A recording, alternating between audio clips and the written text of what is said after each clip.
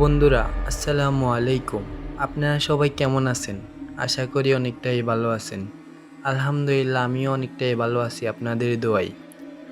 তো আজকে আপনাদের সামনে এমন একটি বাস্তবিক ঘটনা শেয়ার করব, যা শুনে আপনার গায়ে লোম দাঁড়িয়ে যাবে।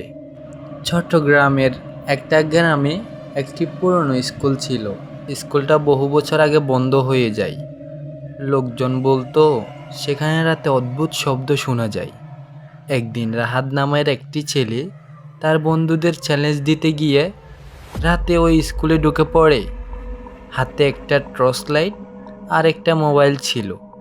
স্কুলের ভিতর সে ঢুকতেই অনুভব করলো ঠান্ডা বাতাস, জানালাগুলোও বন্ধ, তবুও যেন বাতাস বইছে।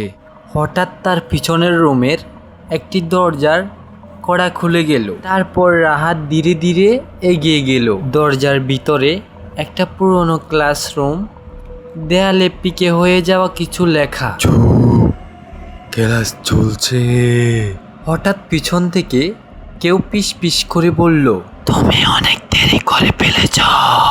রাহাত ঘুরে দাঁড়াতেই দেখলো একজন শিক্ষক, সাদা পাঞ্জাবি পরা, কিন্তু তার মুখটা স্পষ্ট না, যেন কুয়াশা। তারপর হঠাৎ সব অন্ধকার। পরের দিন সকালে গ্রামবাসীরা রাহাতকে অচেতন অবস্থায় পায়। জ্ঞান ফিরতেই সে শুধু একটা কথাই বলছিল, ওই ক্লাস এখনো শেষ হয়নি। তারপর থেকে কেউ রাতের বেলা ওই স্কুলে আর যায় না। বন্ধুরা, আজকের ভিডিওটা এ পর্যন্ত।